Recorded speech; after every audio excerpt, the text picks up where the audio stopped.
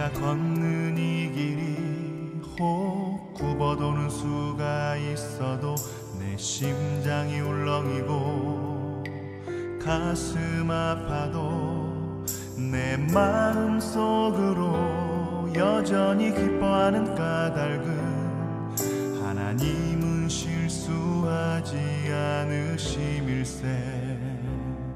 내가 세운 계획이 혹 빗나갈지 모르며 나의 희망 덧없이 쓰러질 수 있지만 나 여전히 인도하시는 주님을 신뢰하는 까닭은 주께서 내가 가야 할 길을 잘 아심일세.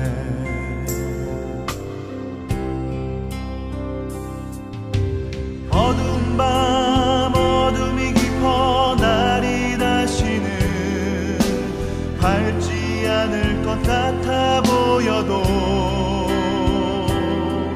내 신앙 부여잡고 주님께 모든 것 맡기니 하나님을 내가 믿음일세. 지금은 내가 볼 수 없는 건 너무 많아서 너무 멀리 가물가물 어른거려도 운명이여 오라 나 두려워 아니하리. 만사를 주님께 내어 맡기리. 차츰차츰 안개는 거치고 하나님 지으신 빛이 뚜렷이 보이리라. 가는 길이 온통 어둡게만 보여도 하나님은 실수하지 않으신다네.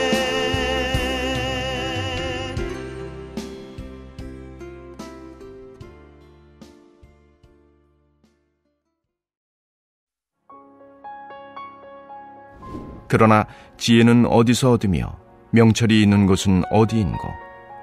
그 길을 사람이 알지 못하나니 사람 사는 땅에서는 찾을 수 없구나.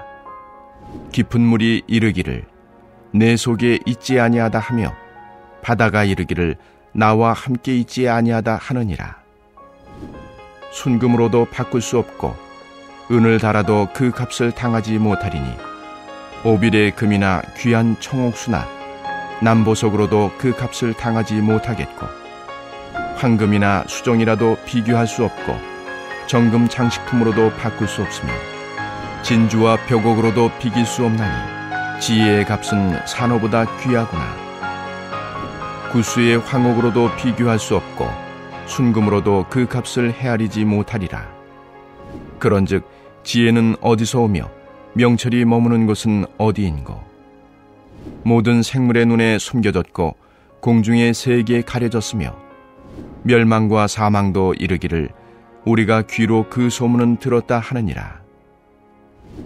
하나님이 그 길을 아시며 있는 곳을 아시나니 이는 그가 땅 끝까지 감찰하시며 온 천하를 살피시며 바람의 무게를 정하시며 물의 분량을 정하시며 비 내리는 법칙을 정하시고 비구름의 길과 우레의 법칙을 만드셨습니다. 그때에 그가 보시고 선포하시며 굳게 세우시며 탐구하셨고 또 사람에게 말씀하셨도다. 보라, 주를 경외함이 지혜요 악을 떠남이 명철이니라. 아멘. 어제 함께 나눈 욥기 28장 1절에서부터 11절까지의 말씀 가운데 핵심 메시지라고 한다면 3절과 4절 말씀이라 이렇게 말씀드릴 수 있습니다.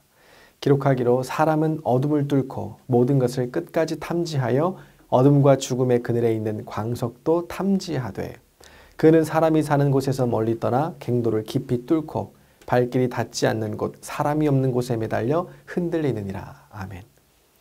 여기서 보면 욥은 광부를 예로 들면서 인간은 광석을 구하기 위해 땅속 깊은 곳까지 탐사하여 찾아낼 줄 알며 위험한 갱도를 뚫고 깊은 곳까지 들어가 광석을 캐낼 줄도 안다. 이렇게 언급합니다.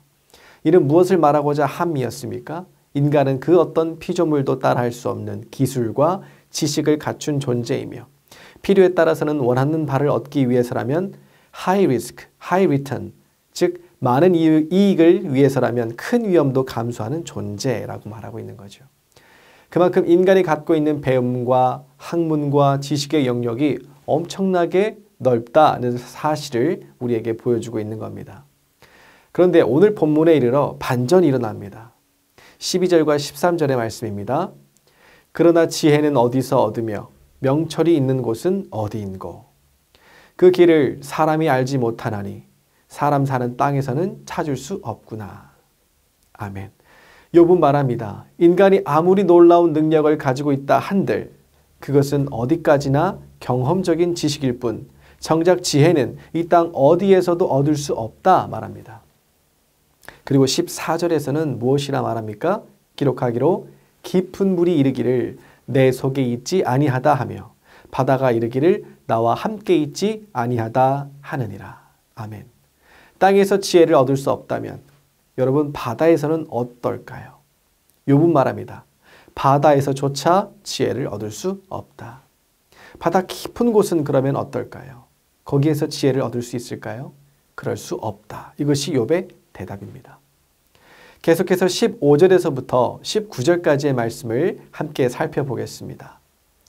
순금으로도 바꿀 수 없고 은을 달아도 그 값을 당하지 못하리니 오빌의 금이나 귀한 청옥수나 남보석으로도 그 값을 당하지 못하겠고 황금이나 수정이라도 비교할 수 없고 정금 장식품으로도 바꿀 수 없으며 진주와 벽옥으로도 비길 수 없나니 지혜의 값은 산허보다 귀하구나.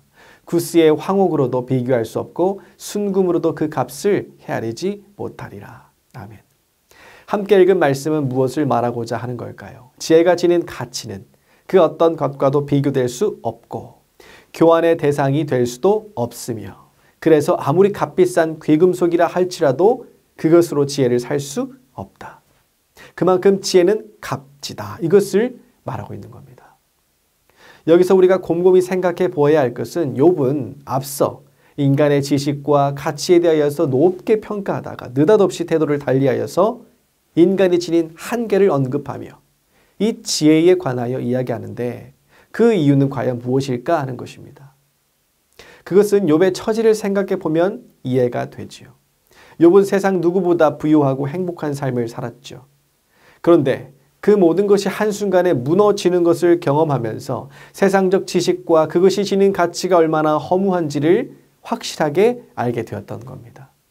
그러면서 인간이 지닌 배움과 학문과 지식으로는 자신이 처한 상황을 설명할 수도 이해할 수도 없으나 무엇이 있으면 지혜가 있으면 인간의 지식을 초월한 그래서 인간이 감히 측량조차 할 수 없는 그 지혜가 있다면 그 지혜라면 분명 나의 고난에 대한 이유를 알 것이라는 그 확신에서 욥은 지혜에 관하여 이야기하고 있는 겁니다. 이에 욥은 그 지혜가 어디 있는가를 놓고 찾기 시작하지요. 오늘 본문 20절의 말씀입니다. 그런즉 지혜는 어디서 오며 명철이 머무는 곳은 어디인고. 아멘. 욥은요 지혜를 찾습니다. 그래서 욥은 지혜를 찾았던가요? 본문 21절과 22절의 말씀입니다. 모든 생물의 눈에 숨겨졌고 공중의 새에게 가려졌으며 멸망과 사망도 이르기를 우리가 귀로 그 소문을 들었다 하느니라. 욥은 여기저기 둘러보며 지혜를 찾고 또 찾습니다. 하지만 그 어디에서도 욥은 지혜를 찾지 못하지요. 21절에 모든 생물의 눈에 숨겨졌고 즉 피조물로 지은 바 된 그 어떤 존재도 지혜를 찾지 못하며 특히 먼 곳까지 볼 수 있는 하늘의 새조차도 지혜를 찾지 못한다 말합니다. 심지어는 이 세상의 모든 존재에게 찾아오는 멸망과 사망 즉 세상을 초월해 있는 죽음도 알지 못한다 말합니다. 결국 살아있는 존재든 죽음과 관련된 존재든 지혜가 어디에 있는지 알지 못한다 말하고 있는 거죠. 그러면서 오늘 본문의 핵심 구절이라 할 수 있는 23절에서 욥은 무엇이라 말하는지 오늘 본문을 통해 확인해 보겠습니다. 이렇게 기록하고 있습니다. 하나님이 그 길을 아시며 있는 곳을 아시나니. 아멘. 누가 지혜가 있는 곳, 지혜에 이르는 길을 안다고 말합니까? 바로 하나님이시라는 겁니다. 이는 그러니까 실상 욥이 애써 찾고자 했던 지혜는 누구에게 속해 있음을 깨닫게 합니까? 하나님께 속해 있음을 깨닫게 합니다. 그렇다는 것은 욥이 찾고자 했던 지혜는 결국 누구를 찾고자 했고 누구를 만나고자 했던 것이었던 겁니까? 하나님이었다는 겁니다. 이 사실을 우리로 깨닫게 하는 거죠. 그렇습니다. 욥은 하나님을 찾고자 했습니다. 그런데 하나님은 어디에도 계시지 않더라는 거예요. 고난 가운데 처해 있는 욥에게는 하나님이 절실히 필요했습니다. 왜냐하면 자신의 인생에서 왜 이런 일들이 벌어지는지 모르지만 누구는 알고 계시기에 하나님은 알고 계시기에 욥은 하나님을 찾고 또 찾았던 겁니다. 이러한 확신이 욥의 마음에 있었던 거죠. 나는 모르나 하나님은 알고 계시다. 내 인생이지만 내 인생 가운데 나타나는 모든 사건 하나하나 그 이유를 그로 인한 결과를 나는 알지 못하나 하나님은 분명히 알고 계시다. 왜냐하면 하나님은 모든 것을 통찰하시는 분이시기 때문에. 그래서 욥은 오늘 본문에서 이렇게 고백합니다. 25절과 26절에 바람의 무게를 정하시며 물의 분량을 정하시며 비 내리는 법칙을 정하시고 비구름의 길과 우레의 법칙을 만드셨습니다. 아멘. 하나님은 바람을 통해 비를 내릴 구름의 방향을 결정하시고 구름에 담길 수분의 분량을 정함으로 구름이 적절하게 땅에 비를 내리게 하신다는 겁니다. 이렇게 비를 내리는 규칙을 세우시고 비구름의 길과 우레의 법칙을 정하심으로 이 땅의 생명체들이 살아갈 수 있도록 하신다는 거예요. 누가? 하나님이 그렇게 하신다는 겁니다. 즉 욥은 하나님은 온 세상을 다 살피고 계실 뿐 아니라 이 땅에 속한 모든 것의 법칙을 정하셨기에 지혜의 근원 역시 하나님만이 아신다 고백하고 있는 겁니다. 이것이 욥의 신앙인 것이죠. 인생의 이유를 그 결과를 자신은 단 한 치 앞도 알지 못하지만 하나님은 그 모든 것을 알고 계시다는 겁니다. 하지만 그런 욥에게 하나님은 모습을 드러내지 않으시죠. 하지만 욥은 하나님은 분명 존재하고 계시다는 사실을 확신하며 하나님을 찾고 또 찾는 겁니다. 여러분 이게 지혜 아니겠습니까? 그래서 잠언에서도 지혜란 무엇인가에 대하여서 이렇게 말합니다. 잠언 3장 5절의 말씀에 이렇게 기록하고 있습니다. 너는 마음을 다하여 여호와를 신뢰하고 내 명철을 의지하지 말라. 아멘. 여기서 말하는 여호와를 신뢰하라는 말은 하나님께 내 소망을 두라는 뜻입니다. 하나님께 내 삶을 걸라 하는 겁니다. 내 존재를 걸어 보아라. 그렇게 하나님께 전적으로 의지해 보아라. 내 인생을 하나님께 한번 맡겨 보아라. 이것이 바로 지혜라 말씀하고 있는 거죠. 바로 그러하기 때문에 6절에서 지혜자는 이렇게 말씀하고 있는 겁니다. 기록하기로 너는 범사의 그를 인정하라. 그리하면 내 길을 지도하시리라. 새번역 성경에서는 이때 범사를 가리켜서 모든 일 이렇게 칭하고 있습니다. 즉 성도는 모든 일에 있어 하나님을 어떻게 인정해야 한다는 겁니다. 비록 오늘 욥과 같이 하나님을 찾고 또 찾으나 보이지 않는 하나님이 여전히 살아계심을 알고 있었던 욥과 같이 우리도 무슨 일이든지 어떤 상황에서든지 하나님을 인정해야 한다는 겁니다. 모든 순간마다 하나님을 그분의 선하심을 마음으로 받아들여야 한다는 거예요. 이러한 믿음이 욥에게 있었기에 욥은 고난 속에서도 무엇이라 고백합니까? 욥기 23장 10절에 이렇게 고백했었죠. 내가 가는 길을 그가 아시나니 그가 나를 단련하신 후에는 내가 순금같이 되어 나오리라. 아멘. 하나님께서 내가 가는 길을 아십니다. 때로는 고난 가운데 처할 때면 내 앞길이 열려져 있지 않고 막혀 있는 것처럼 여겨지지만 하나님은 여전히 나를 지켜보고 계십니다. 나는 답답하고 나는 손해를 보는 것 같고 하나님께서 왜 이런 고통을 내게 주셨는가 다 알지 못하지만 하나님께서는 내가 가는 길을 아시기에 그 길을 통해 결국 하나님은 나를 단련하실 것이며 그로 인해 나는 정금과 같이 순금과 같이 단단하게 하나님께서 쓰실 만한 그릇으로 그러한 존재로 세워지게 될 것입니다. 여러분 이것이 욥의 고백 아니겠습니까? 이것이 욥의 고백입니다. 이것이 욥의 신앙인 겁니다. 우리는 살아가면서 하나님을 오해할 때가 참 많죠. 왜 나를 힘들게 하시는지, 왜 내게 이렇게 심술궂게 구시는지, 왜 나를 홀대하시는지, 왜 나를 무시하시는지 때로는 살면서 이러한 생각이 들 때가 참 많음을 고백합니다. 경험하죠. 이런 경험들이 많죠. 그러나 오늘 말씀이 우리에게 전하는 것은 무엇입니까? 그러나 그 순간에도 하나님을 전적으로 신뢰하고 하나님께 맡겨야 한다는 겁니다. 모든 것을 맡겨야 한다는 겁니다. 우리가 인생을 살아가는 가운데 여러분 매일 해야 하는 것은 밥 먹는 것 말고 여러 가지가 있겠지만 그 중에서도 가장 우선해야 하는 것이 있다면 그것은 바로 나의 모든 것을 전적으로 하나님께 내어 맡기는 훈련이 아닐까 저는 그렇게 생각합니다. 절반쯤 믿고 절반쯤 의심하고 절반쯤 다가가고 절반쯤 도망가고 한 발은 하나님께 한 발은 세상 속에 여러분 그 속에서 하나님에 대해서 하나님이 나를 사랑하지 않는 것 같다고 그렇게 하나님께 불평하는 것을 이제는 버려야 하는 것이죠. 하나님은요 우리를 여러분 실망시키는 분이 아니십니다. 하나님은 우리를 결코 버리시는 그런 분이 아니시죠. 이것을 신뢰하는 것 여러분 이것이 바로 지혜라는 겁니다. 그래서 이 지혜를 어떤 순간에도 놓지 않고 간구하는 사람 이러한 사람이 진정 지혜자인 겁니다. 그래서 욥도 오늘 본문에서 이렇게 말하고 있는 겁니다. 오늘 본문 28절에 또 사람에게 말씀하셨도다. 보라 주를 경외함이 지혜요 악을 떠남이 명철이니라. 아멘. 우리가 신앙생활을 하면서도 왜 역동성을 잃어버립니까? 왜 의욕을 잃고 넘어지고 일어서지를 못하는 겁니까? 왜 우리의 신앙이 비약하고 성숙하지 못하고 능력을 갖지 못하는 것입니까? 이 지혜가 모자랐기 때문에 그렇습니다. 그래서 여러분 간구하시길 바라요. 하나님 나에게 지혜를 주옵소서. 하루하루 살 때 지혜를 주옵소서. 밥 지을 때도 지혜를 주옵소서. 학교 갈 때도 지혜를 주옵소서. 직장 가서도 지혜를 주옵소서. 사람을 만날 때도 지혜를 주옵소서. 심지어 하늘을 바라볼 때도 주여 지혜를 주옵소서. 그리하여 하나님을 여전히 신뢰하며 흔들리지 않는 마음을 내게 허락해 주옵소서. 여러분 이렇게 기도하시면 여러분의 삶 가운데 놀랍게 역사하시는 하나님의 손길을 반드시 경험하게 될 줄로 믿습니다. 예수님도 누가복음 2장 52절에 보면 키가 자라고 또 무엇이 자랐다라고 말씀합니까? 지혜가 자랐다. 이렇게 말씀합니다.